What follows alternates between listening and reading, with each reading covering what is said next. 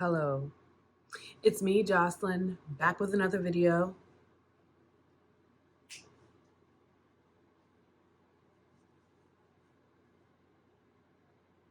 That might be my thing now.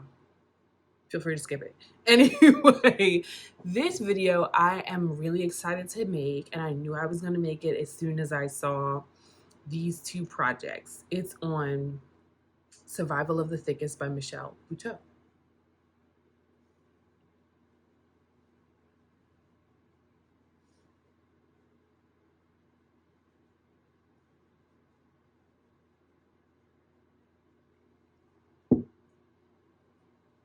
Now, if I edit that correctly, you're going to see two different things because this is both a book and it is a Netflix series.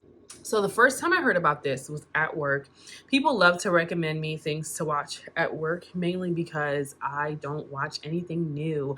I get stuck in my ruts of comfort shows. Like I can quote you American Dad with my eyes closed, honey. Like I will watch the same things over and over and over again for comfort and for the lack of wanting to ingest new things. So when I had a week off from work, I tried to make a point of watching new things. So I definitely finished this show. I started it midsummer, but I finished this show during that break. This one in particular was forced upon me, and I started watching it, and then I looked up the author, Michelle Buteau, and the star of the Netflix show, because at this point I didn't know she was an author. So I looked up Michelle Buteau and I realized that Survival of the Thickest is also a book. And as a book girl, you know good and doggone well I stopped watching the show so that I could read the book, because the book is always better.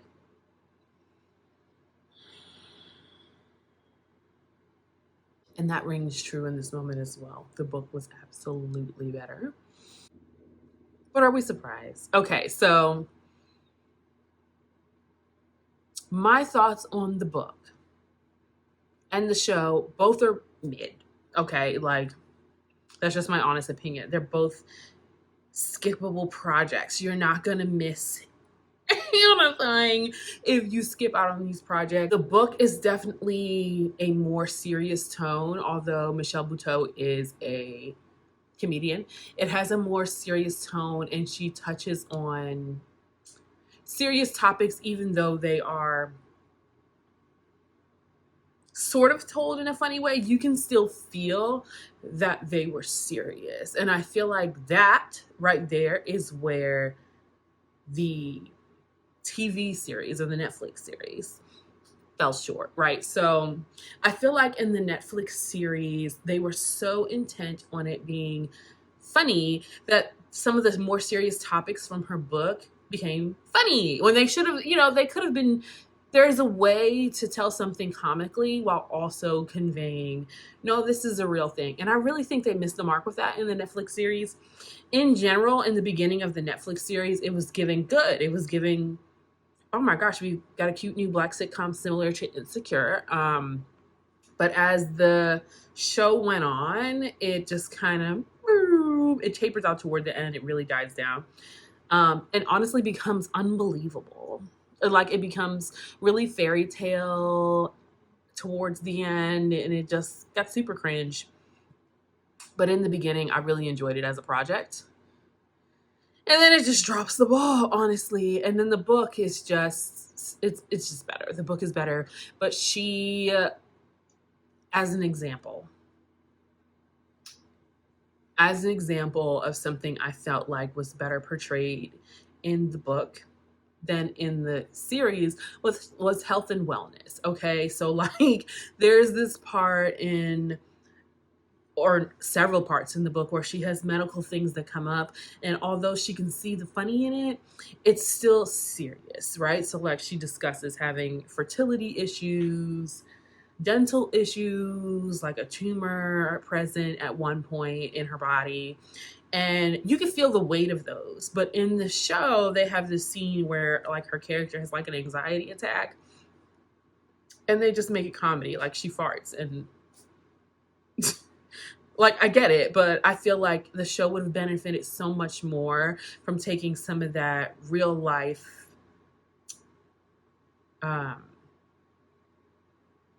pain from the book into the show, because that's what we want to see. You know what I mean? Like, we got enough fart jokes, bro. Like, we didn't need that. Especially for your intended audience. Like, I could see if you were trying to market that towards Gen Zers, or, you know, whoever's under the Gen Zers.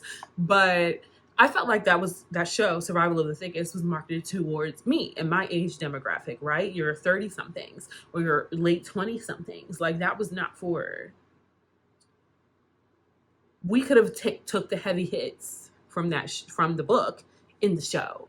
I also think the show honestly could have really benefited from following, like, it opened strong with the thick aspect of the show. Like, it really opened really strongly, showing different size women, the benefits that come with being smaller, or the struggles that, like, the real life aspects of being thick and different sizes of thick. You know, there's a difference between being a supermodel thick and then being, you know, everyday girl thick, right? And I liked that diversity that they showed. And I really feel like towards, like, the middle, I can even tell you maybe like episode 4, girl. Like, towards episode 4, it became more about the cute relationships. And like, girl, we got enough of that. You could have followed, I mean, you could have highlighted that, but you also should have really kept going with the thick. Somewhere around episode 4, we just dropped the thick. And I thought the show was Survival of the Thickest, so I'm confused. All in all, though, both of these projects are just okay. Like, the book is not, it's, you know, it's not Michelle Obama's Becoming. Or, you know, it's a good book, and it does touch on some good topics. Like, if you want to hear different perspectives of fertility issues, surrogacy, struggles with getting into the industry, and things that come with that, like dental insurance. Like, I was learning some things from that, and just learning about Michelle Buteau's life, which was fun, and hearing about her own, you know, meeting her own husband and whatnot. It was a good read. But is it skippable? Yeah. I used an Audible credit for it. She does read it. I used an Audible credit for it. I don't necessarily regret it, but I will tell you, to benefit from me, that you can probably skip it. Unless some of the topics that she talks about are near and dear to your heart. It's interesting to me how many Black women touch on having fertility issues in their books.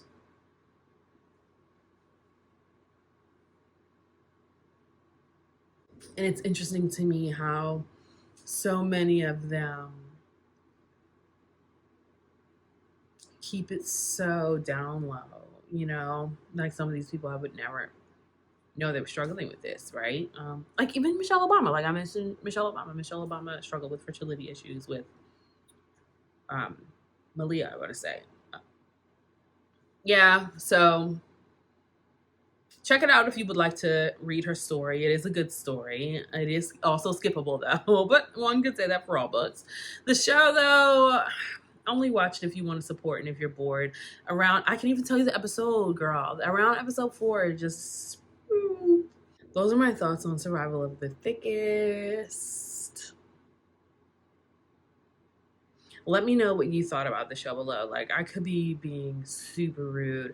And this is coming from someone who does stick to their comfort shows. So I was, and of course all my coworkers were talking this up. So I did walk into it with the standard high. So yeah, let me know what you thought. I kind of was disappointed. It tapered off towards the end to me. And the book, oh, there's something else in the book that I want to address. So in the book, this is a little spoiler alert. In the book, she mentions another comedian biting her style. And what's the tea, y'all? Who knows what the tea is? Because when she said that, And like some of the things she says and mentions and mannerisms and comedic style remind me of Phoebe Robinson. So when she said that, there's another comedian biting my style down in my dialect and everything that I say in my stories, I was like, is she talking about Phoebe? Because I feel like they have very similar comedic styles, and like the made up words like if you know you know, preach, like stuff like that. You know what I'm talking about. If you know Phoebe Robinson and you know Michelle Buteau, you know exactly what I'm talking about. So they're very similar in that aspect. So I was like, is she talking about Phoebe? Who knows the G? Tell me the G in the comments.